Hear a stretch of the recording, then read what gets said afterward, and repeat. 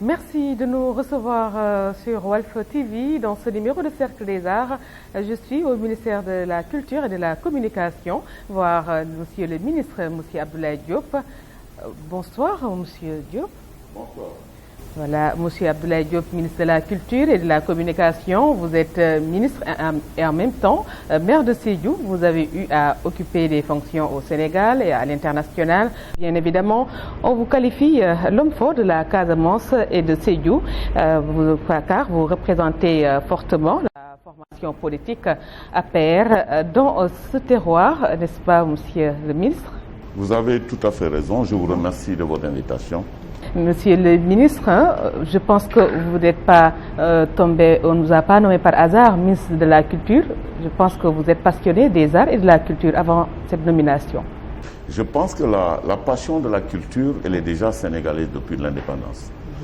Si nous voyons un peu notre histoire, depuis les années 60, nous avons toujours cru que notre économie était basée sur l'agriculture de manière exacte.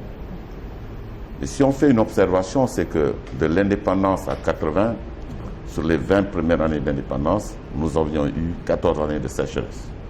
Alors que l'économie était préalablement basée sur la culture de l'agriculture.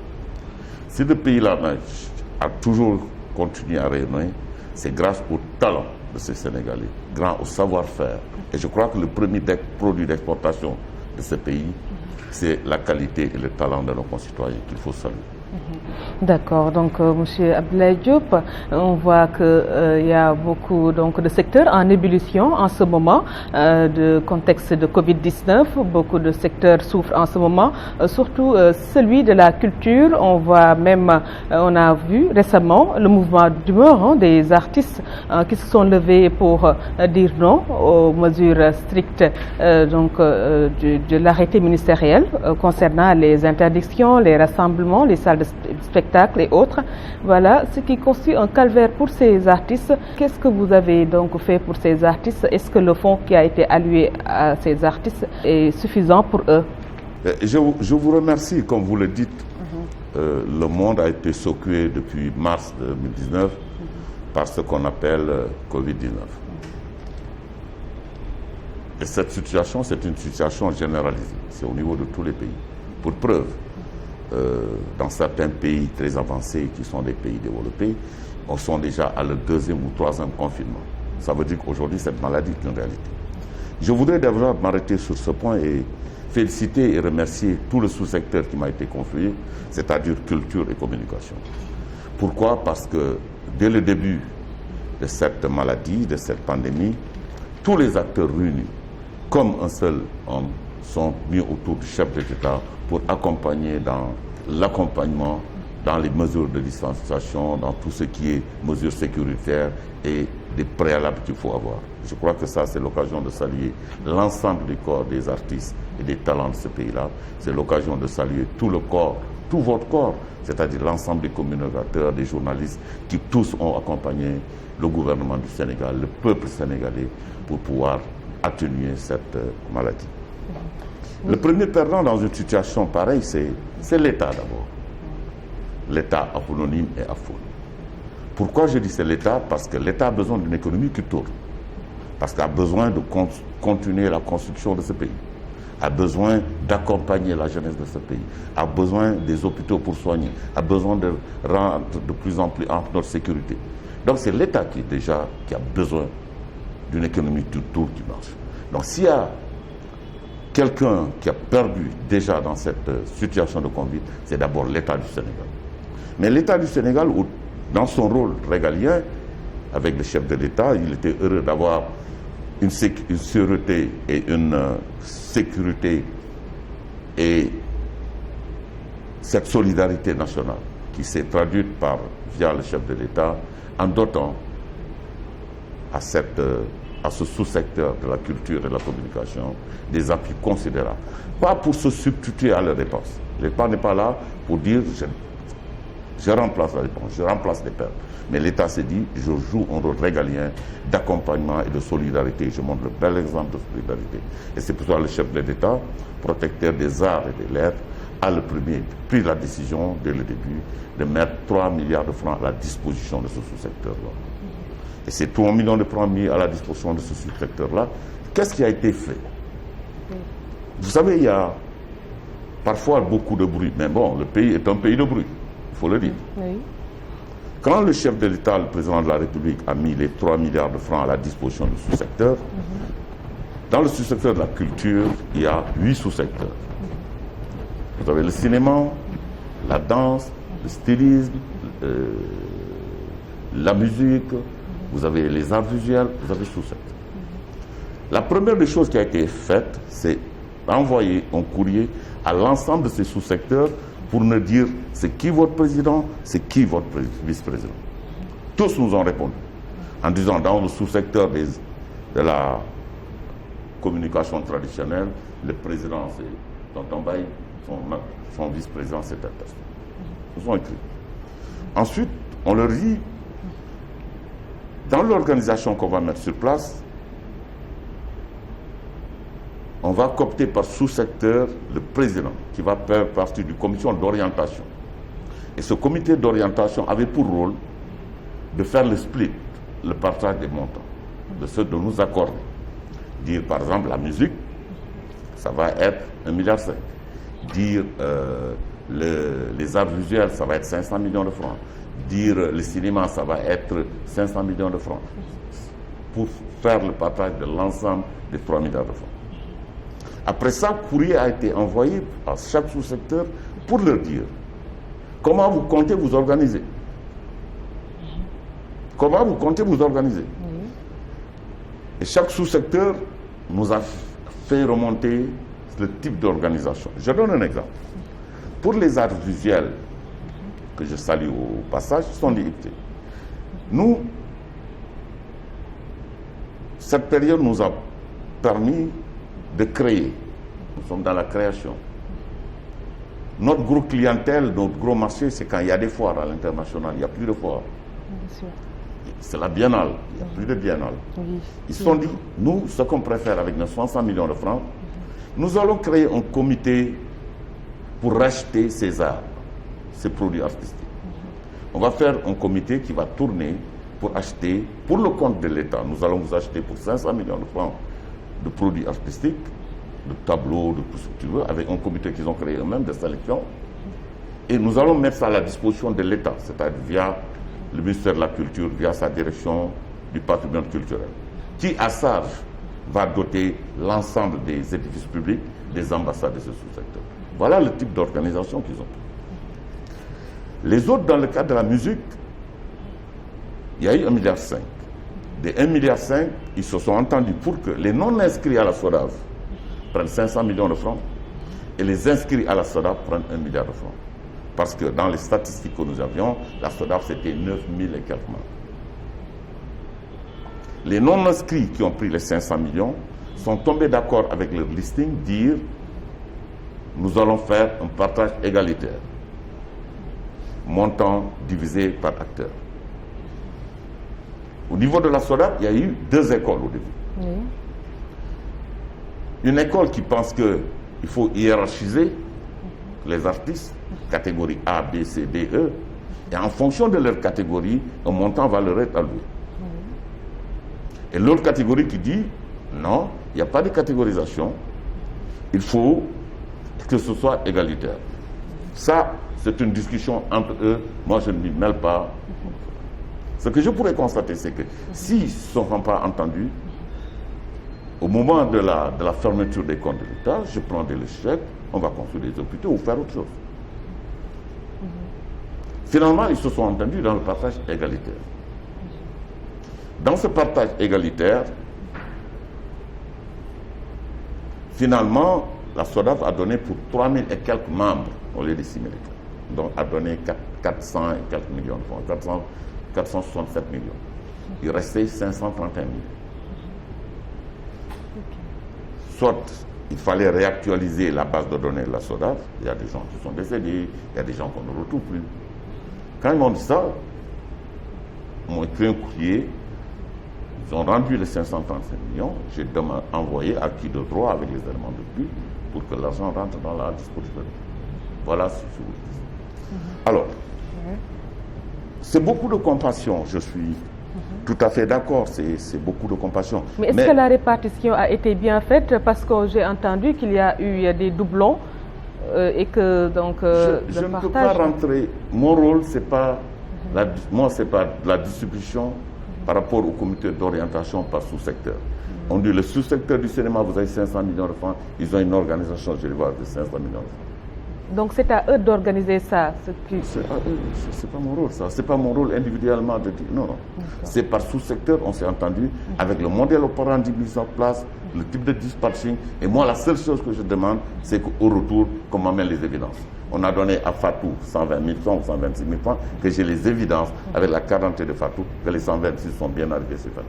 J'ai eu des échos, monsieur le ministre. Vous parlez d'échos? Oui, d'échos. Il y a tellement d'échos, on ne va pas en finir. Si mais je vais en citer quelques-uns qui est toujours lié à ce partage de fonds de Covid-19 chez les acteurs culturels, parce qu'on dit que n'importe qui peut se dire qu'il est artiste et s'inscrire dans cette liste. Voilà, et il y a tout cette pléthore donc d'individus qui se sont inscrits dans cette liste. C'est ce qui a donc valu à ce. Je pense que après cette situation, je crois qu'aujourd'hui, vous voyez, on a fait le statut de l'artiste, déjà qui est une avancée terrible, qui va définir le métier, le rôle et les prérogatives et les profils des artistes. Je crois que tout cela, le secteur a besoin d'être organisé. Un pas important qui a été fait déjà avec le statut de l'artiste, qui va redéfinir le rôle et les obligations des uns et des autres. Je crois que ça serait une bonne chose. Mais aujourd'hui, encore une fois, avant ça, c'est les sous-secteurs eux-mêmes. Ce n'est pas le ministère qui fait une liste. C'est le sous-secteur lui-même qui dit, moi, je suis danseur. Les danseurs, on est 5061 danseurs au Sénégal. C'est eux qui font le listing. Ça, c'est le comité qui travaille dans ce cadre-là. Qui est chanteur, qui est technicien musical, qui est bagagiste, tout ça fait partie du monde des acteurs. Il y a tous ceux qui sont en backup, qui sont tous les techniciens, tous les artistes et tout cela, et tous ceux qui sont en front. Et pour faire taire ces querelles internes et externes, vous avez rajouté 2,5 milliards. C'est le président de la République, encore une fois, dans le cadre de cette solidarité-là. Déjà, c'est l'occasion encore de le remercier. Et au nom de la Corporation des artistes, de le remercier encore. Aujourd'hui, ils sont en train de s'organiser avec la direction des arts pour que les dispatching par corporation se fasse. Je crois qu'ils vont recevoir une lettre de la direction des arts qui va les rencontrer pour que dès la semaine prochaine tout ce dispatching soit fait. Ne comptez pas changer de méthode cette fois-ci? C'est à eux d'améliorer. Je les demandais à ce qu'ils mettent un comité. Que tout le monde soit présent au comité. Vous savez, quand on parle d'argent, c'est quand on a beaucoup de pudeur, on n'a pas à en parler. Mais quand on parle de distribution, d'aide à l'argent, encore une fois, je pense qu'il faudrait qu'on soit très clair sur la question. Il ne s'agit pas de nous substituer, nous, en tant qu'État, à l'activité des gens. Non. Le métier d'artiste, c'est comme le métier de footballeur.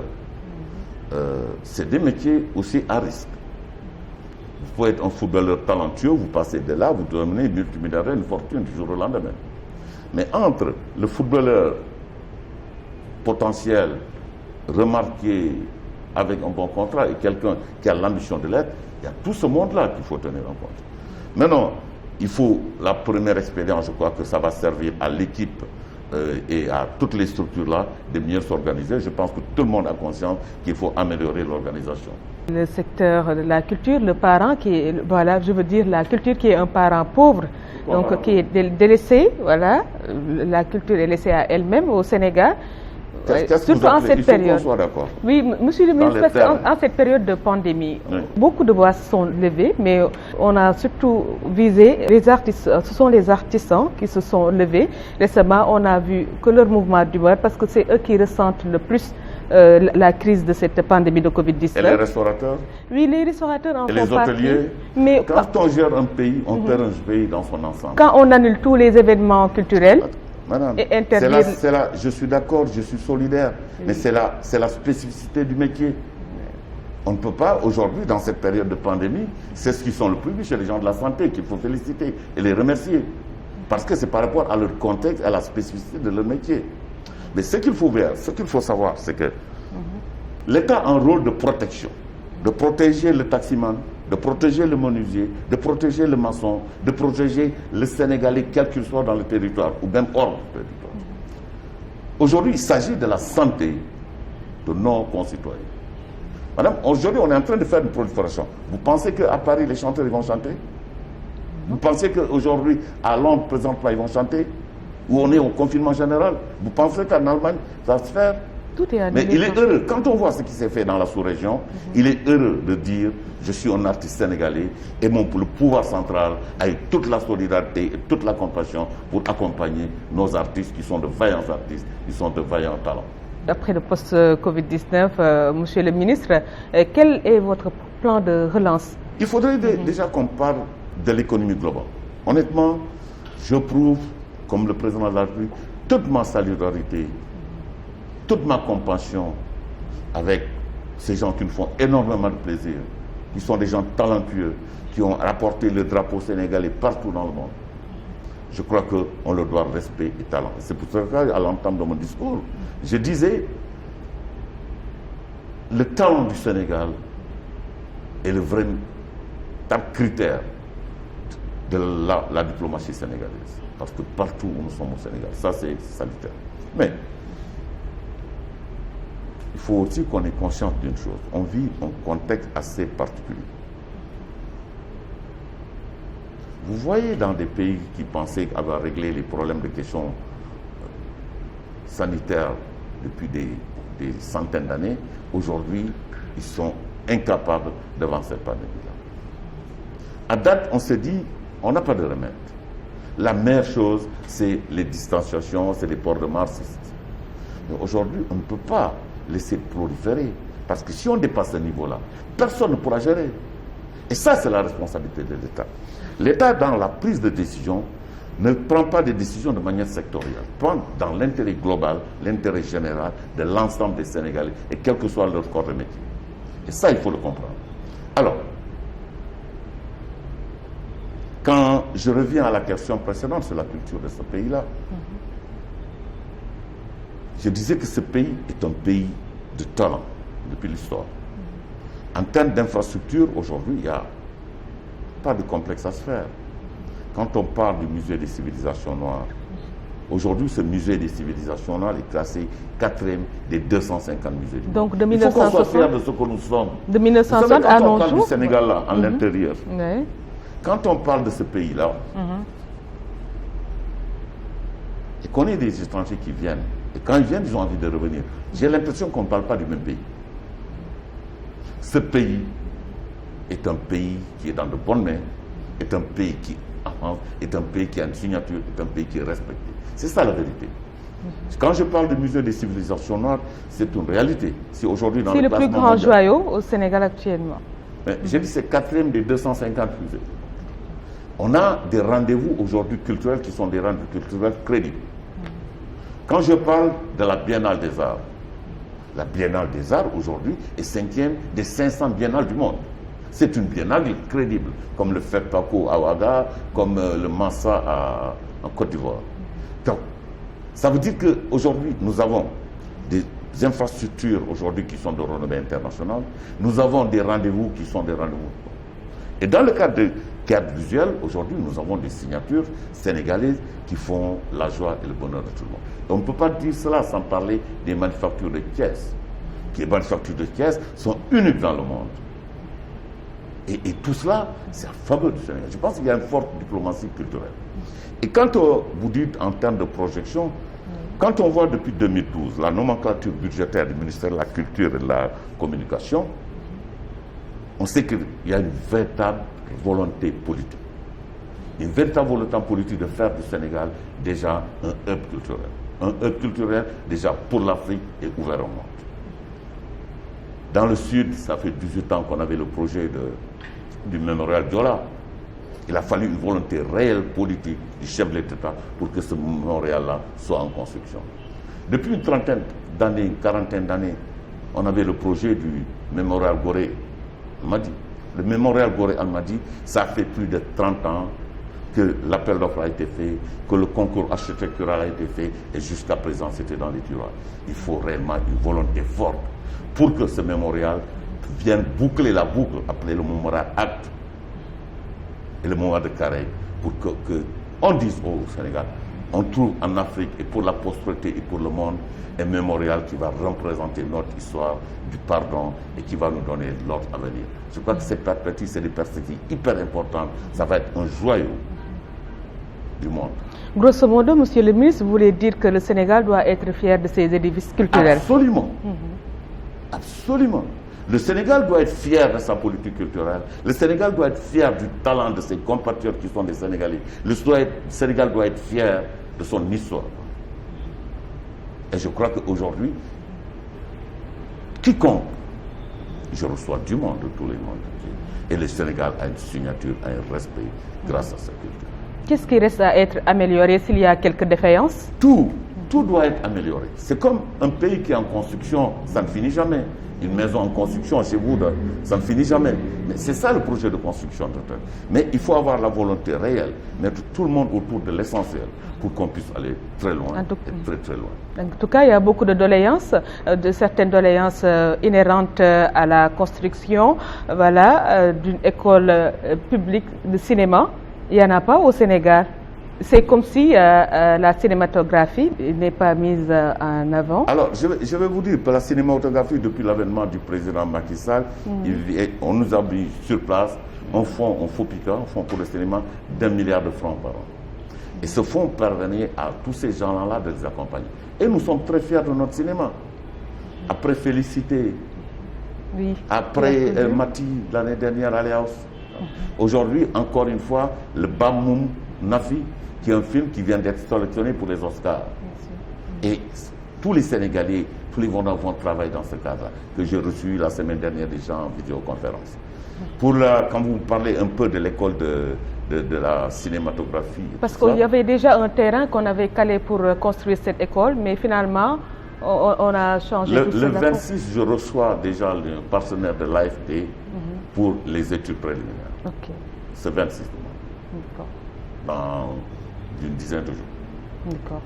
Vous vous rassurez donc sur ce côté. Mais il y a la forte volonté. Mais on doit aussi comprendre une chose, que le pays, c'est l'ensemble des sous-secteurs qu'on doit construire. Et je crois qu'il y a des avancées, notamment, même dans votre métier. Dans votre métier, quand je vois aujourd'hui le code de la presse, tout ça, qui sont des éléments importants, ça aussi, je peux vous dire que depuis septembre, que ce soit les cahiers de charges, que ce soit les conventions, que ce soit les grilles tarifaires, ont été envoyés aux éditeurs pour observation. Nous avons tenu la première réunion à l'heure parce qu'on voulait faire quelque chose d'inclusif. Le gouvernement aurait pu dire, je fais mes contrats et les gens adhèrent. Dans tous les pays du monde, ça se comprend. Bon, voilà les contrats types. Ça vous intéresse, vous venez. Ça ne vous intéresse pas, vous partez.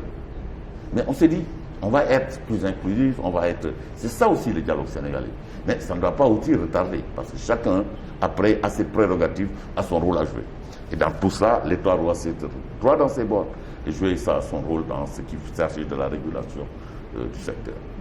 La gestion du ministère de la Culture n'a toujours pas été stable. Voilà, quel est le secret du monsieur, le ministre Abdoulaye Diop? Vous savez, moi, je ne suis qu'un support. Un ministre n'est qu'un support. La politique est définie. La personne qui est élue, c'est le chef de l'État par les Sénégalais, qui choisit dans ses équipes libres, qui a la latitude de choisir ses équipes. Nous, on n'est que des supports. Et je pense qu'on est assez fiers de travailler à ce niveau de responsabilité pour notre pays. Et c'est le plus grand plaisir que nous avons. Et nous pensons que c'est un véritable sacerdoce d'avoir un chef dans la dimension du président Macky Sall. Voilà, monsieur le ministre, qu'est-ce qu'on peut attendre encore pour réhabiliter le secteur de la culture au Sénégal? Mais ce que je dis, c'est quelque chose de mouvant. C'est quelque chose qui ne s'arrête pas. Je crois que la forte volonté politique que je vous disais tantôt, c'est aller à la lecture des 7-6 dernières années des nomenclatures budgétaires. Ça prouve une réelle volonté politique de dire qu'il faudrait qu'on booste notre pays. Aujourd'hui, nous nous organisons à terme d'infrastructures pour avoir des infrastructures hyper entraînantes. Parce que demain, le tourisme, si on veut développer le tourisme, ça ne va pas être un tourisme balnéaire, ça va être un tourisme culturel. Et aujourd'hui, on a une base pour ça. On vient d'avoir l'histoire du Sénégal pour la première fois écrite par les Sénégalais. C'est fondamentalement important. Et cette histoire du Sénégal montre dans chaque localité des personnalités d'envergure qui sortent. Il faut reconnaître des personnes locales identitaires. C'est ça que l'identité nationale va se faire. Et je crois qu'aujourd'hui, on est très heureux qu'on ait l'histoire du Sénégal vue et revue par les Sénégalais eux-mêmes. Monsieur Abdoulaye Diop, vous êtes aussi ministre de la Communication. On ne peut pas parler de culture pour ne pas autant parler donc de communication. Absolument. Voilà. En fait, le président Macky Sall a signé récemment le décret d'application du Code de la presse. Absolument. Voilà. C'est une réelle volonté politique, c'est une très grande avancée dans le cadre de la presse. Donc, on a toujours voulu ça, mais il y a toujours eu d'entraves pour l'applicabilité. Mais je crois que tout attendait le président Macky Sall, vu sa volonté et sa parole donnée. Et je crois qu'aujourd'hui, c'est quelque chose qui est effectif. Nous avons déjà, je crois que ça a été le fruit d'un consensus général de sortie, de discussion avec nos partenaires. Parce qu'encore une fois, nous privilégions l'échange et la discussion. Et je crois qu'en toute responsabilité, parce qu'on ne peut pas se regarder en chien de faïence. Nous travaillons pour un pays, et ce pays-là, tout le monde a intérêt que ce pays-là aille de l'avant. Ce n'est pas que parce qu'on est hors du gouvernement qu'on est plus patriote que les gens qui sont dans le gouvernement. Ce qui est faux. Aujourd'hui, je crois que tout le monde a cette volonté-là, sous l'égide du président de la République, pour faire avancer ce pays-là. Avec détermination, avec engagement et avec plein d'énergie. C'est pour ça que je vous disais que tantôt, il y a eu cette... Aujourd'hui déjà, il y a eu cette rencontre d'accord entre CNRA, les éditeurs, pour toujours parler du cahier des sages, parler des conventions, parler des grilles tarifaires. On s'est convenu de nous rencontrer, je crois que ils vont nous faire le retour le 3 février au plus tard. Et à partir du 10 février, on va avoir une dernière rencontre pour pouvoir ajuster, tenir en compte dans les mesures du possible de leurs remarques. Et après, une décision se prendra. Et je crois que très vite, tout le monde a besoin, que ce soit vous-même les acteurs, que ce soit l'État, que ce soit le pays. Nous avons besoin de mettre un peu d'ordre, de réorganiser les choses au profit et à l'intérêt d'abord du Sénégal et de ses acteurs. Monsieur le ministre, on a vu les fonds alloués aux acteurs culturels du côté communicationnel. Est-ce que la presse a été soutenue? Le pouvoir. Vous êtes de la presse. La presse soutient toujours son pouvoir. Il n'y a pas de partisans, de pro au pouvoir, une presse partisane et une presse anti-pouvoir. Donc, est-ce que ou bien vous êtes partial par rapport à ça? La presse, c'est la presse. C'est tous nos concitoyens. Ils vivent dans ce pays-là. Mais ce qu'il faut comprendre, partout dans le monde, ce qui nous incombe à tous, c'est la protection des intérêts de notre pays. Tous. Et personne ne peut être au-delà de cela. Dans tous les pays du monde, la presse et l'État ne peuvent pas être des chiens de faïence. C'est des gens qui doivent ensemble, parce qu'on a le même objectif. Parce que l'objectif d'une presse aussi, c'est qu'elle se développe dans un pays stable, dans un pays qui se développe, et qui économiquement... C'est ça l'intérêt. Alors, dans cela, il faudrait que l'intérêt commun soit préservé et qu'on ne pourra pas nous regarder en champ de faïence. D'ailleurs, je viens de les féliciter avec tout cet accompagnement-là, avec Anarchie, pour protéger nos concitoyens, pour donner la bonne information. Mais aussi, on a besoin de réguler. Parce que partout, on dit que c'est important d'avoir la mesure. La régulation, ça c'est un facteur important. Je crois que même vous, les gens de la presse, vous êtes demandeurs d'avoir quelque chose de plus régulier, de mieux organisé et de moins anarchique. Je crois que tous, on va travailler dans ce cadre. Souvent, monsieur le ministre, on ne donne pas assez de marché aux chaînes privées. On valorise ou bien on favorise même. Je n'ai pas de marché à donner, mais quand je prends une casquette du privé, je vais donner à la presse en fonction de ton audimat, en fonction de ta couverture, en fonction de tes prime time, en fonction de plein d'exemples. Ça, je crois que chacun a la liberté et l'indépendance aussi de dire je travaille, surtout dans le cadre du privé, qui aujourd'hui, avec les études qu'ils ont, ils ont plus ou moins les performances, et en fonction de cela, en fonction des cibles qu'ils veulent avoir, ils vont s'orienter à la presse qui les intéresse. La communication et la presse de secteurs qui sont liés, est-ce que la liberté d'expression voilà, est respectée par le pouvoir? Parce que parfois on emprisonne des gens qui s'attaquent comme ça violemment. Personne n'est au-delà de la loi. Vous pensez que quand on insulte des citoyens, quand on les insulte, on doit couvrir tout le monde? Je crois que il faut comprendre une chose. Il n'y a pas de citoyens spécifiques. Tous les citoyens sont libres. La liberté aussi, c'est de dire parfois qu'est-ce qui est utile, qu'est-ce qui n'est pas utile, qu'est-ce qui est dans l'intérêt général, qu'est-ce qui stabilise le pays, parce qu'on ne va jamais déstabiliser ce pays-là. Et que ça, c'est la responsabilité d'abord de l'État, c'est la responsabilité aussi des acteurs qui chacun, dans ce que tu vas avancer, tu vas pouvoir répondre. Si on est dans un pays où l'État ne joue pas le rôle de régulateur, de couvrir, alors ce ne sera pas un pays. Monsieur le ministre, il y a une floraison de sites d'internet et n'importe qui est journaliste maintenant. Quels sont vos projets pour assainir davantage le secteur de la presse au Sénégal? Je crois que les cahiers des charges et les conventions déjà vont mettre assez d'ordre. Et je crois que si tout le monde est d'accord, même les acteurs, chez vous d'ailleurs, dans l'occasion, mes salutations à votre directeur général, je crois que tout le monde est d'accord qu'il faut mettre de l'ordre. Et je crois qu'il faut avoir le courage et la lucidité de dire il faut faire avec les gens du métier. Parce que c'est un métier. On ne peut pas mélanger les gens. Et je crois que tout cela, le code de la presse et les exigences, et les nouvelles exigences qu'on va apporter, vont déjà autoréguler le milieu. C'est une excellente chose. Voilà, donc vous avez donc du boulot à faire par rapport à ça pour cet assainissement, parce qu'on voit du n'importe quoi actuellement dans les médias. C'est vous qui le dites. C'est donc avéré. vous êtes d'accord qu'il est urgent d'assainir. Bien sûr. Alors ensemble avec vous, avec l'ensemble des corporations, on va assainir ensemble. On va parler donc actualité. Monsieur le ministre, donc il y a beaucoup de rebondissements dans l'affaire Diary Sow en tant que citoyen, comme elle a d'ailleurs même écrit un roman, donc on peut donc la mettre dans la lignée des artistes. Voilà. Comment pouvez-vous analyser cette actualité récemment? Vous savez, il faut... Moi, j'aime bien de la mesure dans ce que je fais. Nous avons une concitoyenne. Aujourd'hui, on n'a pas les véritables réponses et les véritables raisons. Je pense qu'il faut éviter chaque fois d'être dans l'incantation du verbe. Et ça, cet enfant de ce pays-là, il faut la protéger. Je crois que pour le moment, laissons à chacun faire son job, à chacun faire son travail. Et je souhaite que très prochainement, que cette soit réglée, que cette petite puisse aller à l'école, parce que le pays a besoin d'elle. Et a besoin de tous ses enfants. Concernant les librairies au Sénégal, est-ce que vous avez des projets pour donc renforcer davantage les librairies?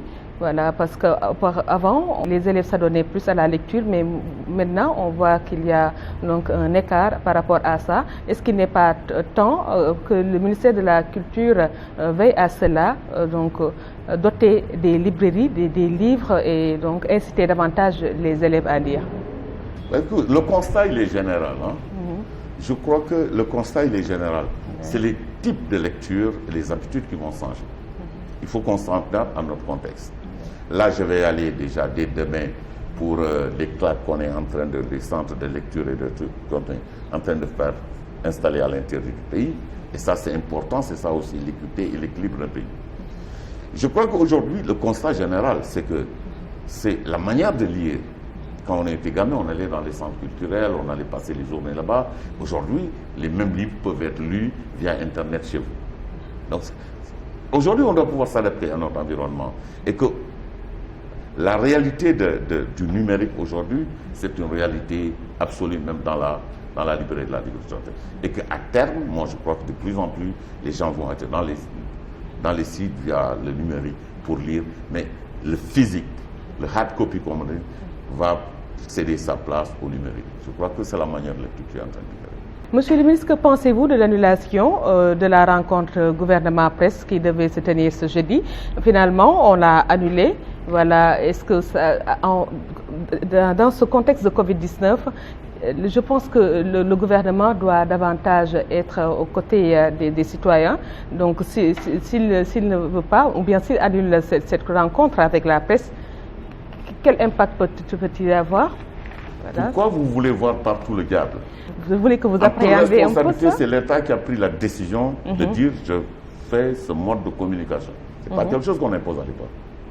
L'environnement aujourd'hui est tel que la dernière conférence de presse qu'il y a eu, il y a tellement d'acteurs et de journalistes, ce n'est pas cohérent par rapport à l'orientation qu'on nous donnait, à éviter les rassemblements, éviter ceci, cela. Je crois que mais on peut faire cette information, on peut faire ça sous forme de communiqué.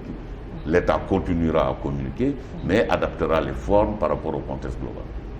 C'est ça qu'il faut voir. Essayons de positiver un peu les choses.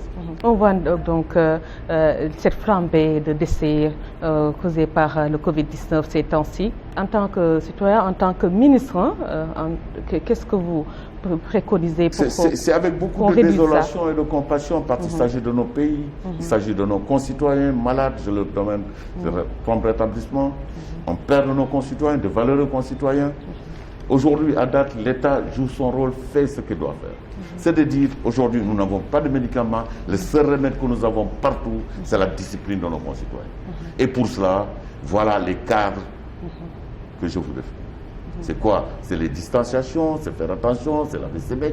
À ce niveau-là de la maladie, je crois que c'est là où on peut faire. Et je crois que c'est l'intérêt de se protéger et de protéger nos concitoyens.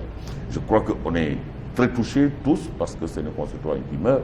Mais encore une fois, nous devons avoir un rappel et encore je compte sur vous pour que vous continuiez encore à informer, à donner la bonne information. Et c'est votre rôle. Et je crois que vraiment nous attendons ça de vous et que nous vous félicitons déjà pour tout ce qui a été fait dans ce cadre-là. Mais je crois que ça doit être une activité continue. Aujourd'hui, on voit la paupérisation de la maladie, on voit des sous-secteurs qui se développent dans le pays. Je crois qu'aujourd'hui, il faut faire attention. Il y a une polémique déjà concernant le vaccin. Quel rôle doit jouer le gouvernement pour essayer de sensibiliser les populations sur ce vaccin? Nous, on n'est pas des fatalistes. Parce que beaucoup de gens ne sont pas confiants de ce vaccin. C'est malheureux, c'est malheureux. Moi, je crois en la science. Moi, je ne suis pas un fataliste. Le vaccin vient ce soir, je me vaccine ce soir. Je ne dis pas demain. Le vaccin vient ce soir, je me vaccine ce soir. Parce que moi, je ne suis pas un fataliste. Moi, je crois en la science. Je crois au développement de la science. Et je crois que l'homme a hyper progressé dans ses connaissances, dans ses manifestations. Alors, si l'État, pour la protection, vous savez, dans tous ces pays du monde qui sont en train de se tirer dessus pour s'approprier des vaccins, parce qu'on pense que c'est la meilleure alternative pour que nos concitoyens, nos pays s'ouvrent, pour que l'activité économique continue et que ça, on en a besoin. Dans une première phase, on dit les plus accessibles, il faut les protéger. Le troisième âge et les gens de la santé qui sont en contact avec des maladies. Je crois que c'est une priorité pour ces gens-là de leur donner toute la protection et tous nos encouragements pour le monde de la santé. Avant de revenir vers vous, Monsieur le ministre, nous allons essayer de suivre ce reportage consacré aux artisans du village de Soumbédioune qui étalent ici le désarroi concernant toujours la pandémie de Covid-19. Ils disent voir rarement de clients suivant leur réaction dans ce reportage de Mamadou Dieye.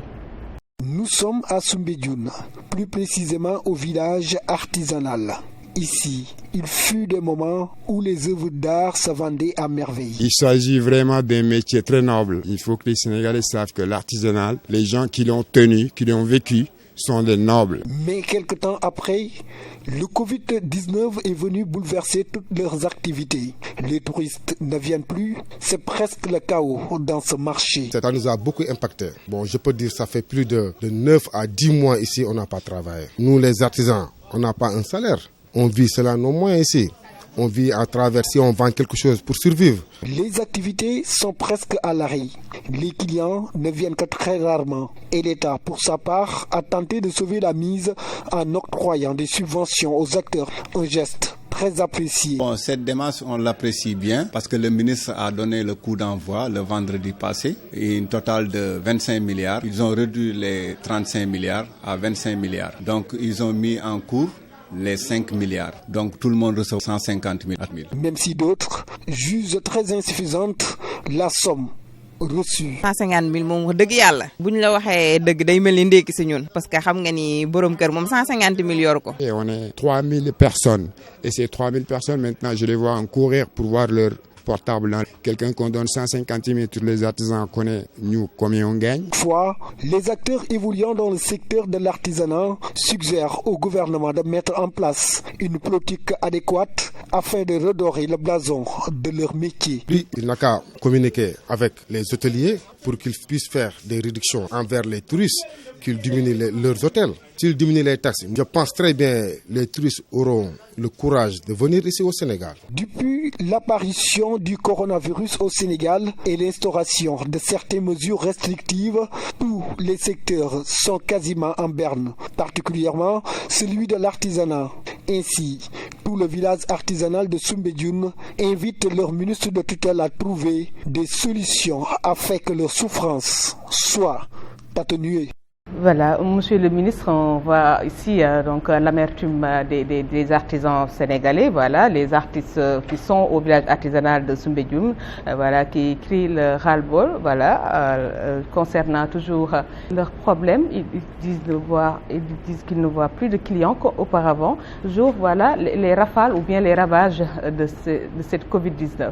Mais vous savez, aujourd'hui, quand l'activité économique, encore une fois, est au ralenti, la première victime, c'est l'État du Sénégal. Car tu dois continuer ses fonctions régaliennes, à soigner nos malades, à chercher des vaccins, à protéger nos citoyens, à faire tourner le pays, à payer les salaires à date, à régler les questions de sécurité. Je crois que il faudrait qu'on soit d'accord sur ce constat. Le premier perdant, c'est l'État. C'est l'État du Sénégal déjà. Si on dit telle ou telle corporation dit on a perdu de l'argent, c'est l'État qui perd de l'argent. Pour que l'État puisse venir en appui, il faudrait qu'il n'ait qu'un tour. Et après, l'État fait des arbitrages. Dire, ces sous-secteurs-là, je leur viens en appui.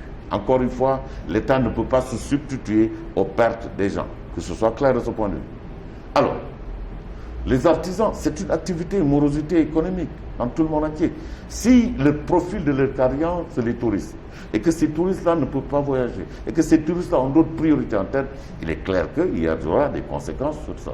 Ça va avoir des conséquences chez les transporteurs, parce qu'ils seront moins transportés. Il y aura des conséquences chez les artistes, musiciens. Il y aura des conséquences chez les restaurateurs, chez les hôteliers. C'est tous les secteurs qui sont touchés, avec des niveaux différents. Ça, c'est toute ma compassion.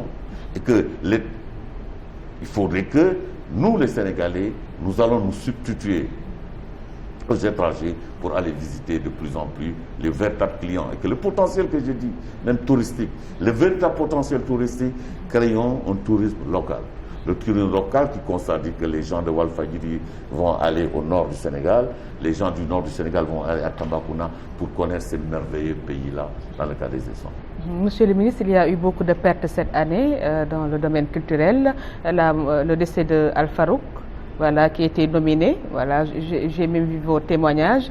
Récemment, il y a donc la mort aussi du cinéaste Cheikh Gaïdo Ba. Quels sont vos témoignages sur ça? Mais je fais déjà les témoignages. Cheikh Gaïdo est une grande figure, et comme je l'ai dit dans le témoignage, c'est une véritable perte pour le Sénégal.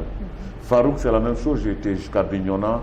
Ce jeune talentueux meurt à la fleur de l'âge. C'est une véritable perte pour sa famille. Déjà, toutes mes condoléances encore une fois à sa famille de Bignona, à tous les slameurs, à tous les mondes de la culture et des arts. C'est pour ça que j'ai dit qu'on a perdu des chefs religieux. Nous avons perdu de vaillants intellectuels ici. Dans cette année. Cette année a été une année 2002 qui a fauché plein de nos concitoyens. Je crois que c'est là l'occasion de prier pour eux et l'occasion aussi de dire attention, attention, continuons à être prudents, continuons à être prudents, continuons à être prudents. Il s'agit de la protection de nos pays et de nos concitoyens. En tout cas, Monsieur le ministre, Walfadjri vous remercie de nous avoir gratifié cet entretien. Mais je remercie Walfadjri et l'occasion pour moi de féliciter toute votre corporation, de dire nous sommes dans un pays où sur les questions essentielles, il faudrait qu'on soit ensemble. On ne peut pas faire de ce pays un pays de rumeurs et d'écho. Parce que comme je le dis, le travail est silence et le résultat est bruit. Et ce pays-là doit continuer à vivre. C'est le pays de nos grands-parents, c'est le pays de nos sœurs, le pays de nos enfants et de nos petits-enfants. Ce pays-là, nous avons tous intérêt, parce que nous avons un intérêt commun, c'est déjà ce pays-là. Passons le pays, mettons le pays déjà au centre de nos intérêts et le reste on verra. Je vous remercie d'être là. Et bien des choses à tous vos collaborateurs. Avec le masque qui a un peu, donc... C'est pour le respect. C'est normal, parce que vous êtes un homme de la République, hein, qui représente aussi... Je suis tenu de respect. En tout cas, merci beaucoup, monsieur le ministre. Et le port correct aussi des marches, c'est pas sous le menton. Voilà, donc les conseils du ministre Abdoulaye Diop. Donc, on remercie infiniment donc, de nous avoir accepté dans son ministère donc, pour faire cet entretien dans le Cercle des Arts. Un grand merci à Saliou Bey, Elhadji Saliou Bey qui m'a accompagné. merci également à Ndiassé pour le montage. On se donne rendez-vous, Inch'Allah, dans une autre semaine pour un autre numéro de Cercle des Arts. Bien de choses.